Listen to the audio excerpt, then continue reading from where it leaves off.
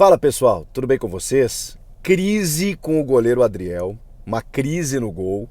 O Renato pistola na entrevista coletiva e a primeira derrota no Brasileirão com vários problemas pra gente falar. Atuação ruim lá em Minas. Sim, eu vou falar sobre esse jogo. Chega mais, eu sou o Chico Garcia. Inscreva-se no canal e vamos juntos.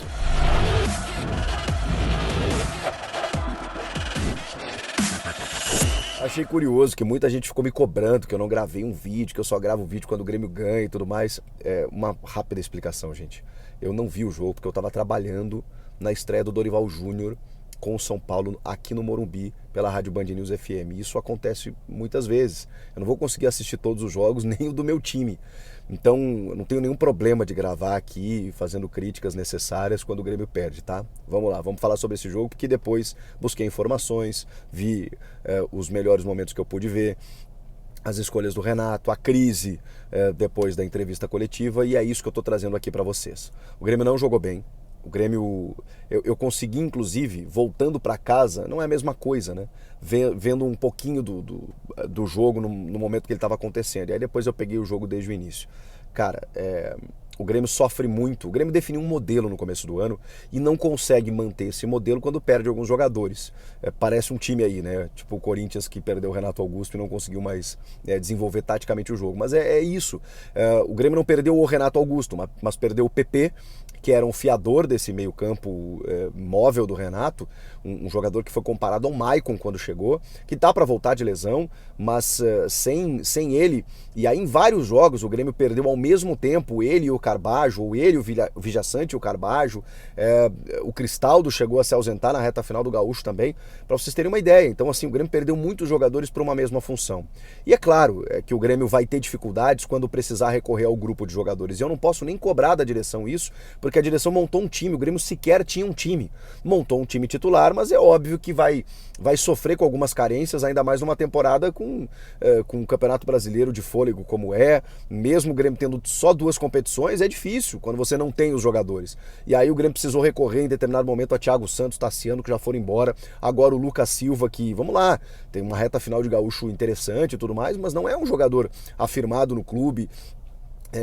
Nem lembra aquele jogador que surgiu no Cruzeiro, foi vendido ao Real Madrid. É um jogador interessante, que se desdobra, que enfim, que faz a função, mas não é nem de perto o que significa Carbajo, PP, Cristaldo, essa turma toda no meio campo. Então o Grêmio sofreu contra um Cruzeiro que foi melhor, que se impôs, a ponto do Gabriel Grando, o Chapecó, ter sido o melhor em campo. E ele foi desde o começo do jogo. E se o goleiro do Grêmio for o melhor em campo, vocês já têm uma ideia do que aconteceu. E olha que o Gilberto cansou de perder gol, hein?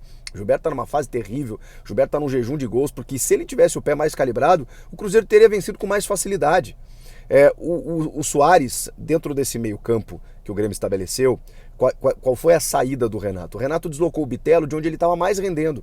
O Bitelo é um jogador móvel, um jogador versátil e tudo mais, mas ele aberto pelo lado direito, no trio de meias que o Grêmio tem com o Cristaldo e Vina, foi o melhor momento do Bitelo na temporada. Com a ausência desses jogadores, o que ele teve que fazer? Ele teve que recuar o Bitelo para abrir o meio campo com o Lucas Silva, colocou o Natan, que foi uma boa contratação, né? Mas é um jogador de uma cadência mais lenta, juntamente do Vina, que é outro jogador que sofre fisicamente e que não é um jogador, digamos assim, intenso, dinâmico. Ele é um cara mais posicionado, de muita qualidade técnica, e que ao lado de jogadores que ditam um ritmo, que trocam passes próximo da área, ele rende muito mais. Agora, o Grêmio foi sucumbido na marcação pelo Cruzeiro e não tinha o Bitelo para trocar com o Vina, para se aproximar do Vina, para se deslocar por todos os lados. O Bitelo teve que apoiar na marcação. E aí o Natan é um jogador que também não recompõe tanto, o Grêmio teve dificuldades. E esses meias não se aproximaram tanto do Soares. O Soares ficou muito tempo sozinho, isolado lá na frente. E também, é curioso eu dizer isso, eu não tenho problema nenhum em falar isso, também não vive uma boa fase técnica individual. Mas é o Soares, é óbvio que a minha paciência é maior que o Soares. Eu já sei o que ele pode fazer, eu já sei o que ele fez na carreira. Ah, mas ele fez lá atrás, ele não tem mais 30 anos e tudo mais. Não tem problema, gente, não se preocupem. O Soares, quando o time encaixar, quando o time tiver os principais jogadores e tudo mais, quando ele melhorar essa fase técnica individual de perda de pênalti, de que a bola não tá entrando, fiquem tranquilos, eu tô tranquilo. Eu tô tranquilo porque é o Soares. Se fosse qualquer outro jogador, será que essa fase vai longe? Não vai, cara, é o Soares. Fisicamente ele tá bem, ele está se adaptando ao futebol brasileiro, ele está fazendo a leitura dos espaços ainda, da marcação, da arbitragem. Teve uma falta que o Richard, que jogou muito, foi o melhor em campo, o volante do Cruzeiro, puxa a camisa dele, aí ele vai lá reclamar pro juiz que, pô, lance pra cartão, claro, né? E aí ele toma o cartão.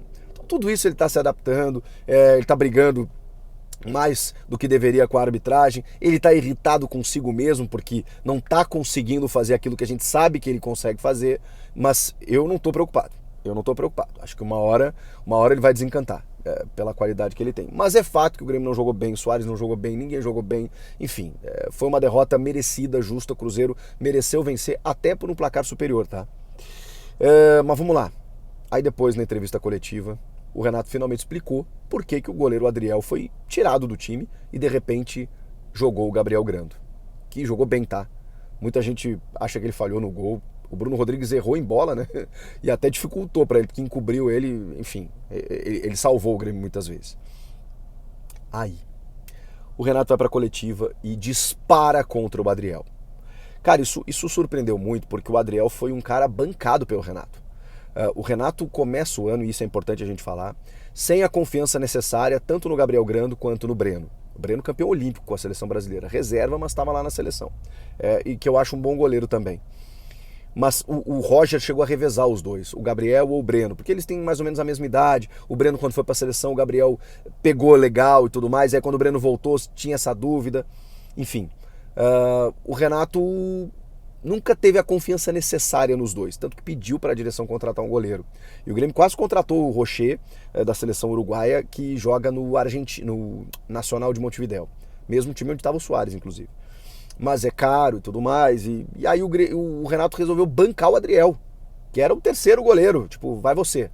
E o Adriel se firmou, passou vários jogos sem tomar gol, foi um goleiro muito seguro, pegou pênalti na semifinal do Gauchão e tudo mais.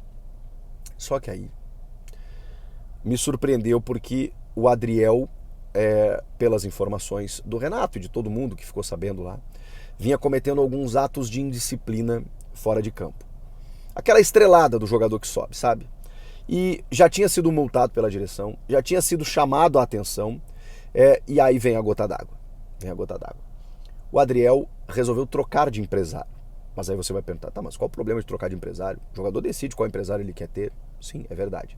O problema é que o agente escolhido foi uma persona não grata no clube, que é o Pablo Bueno, empresário de Ferreirinha, que já teve inúmeros problemas no Grêmio, por conta desse empresário, com a antiga gestão inclusive, e também com o PP, atacante que foi vendido ao Porto, entre outros jogadores.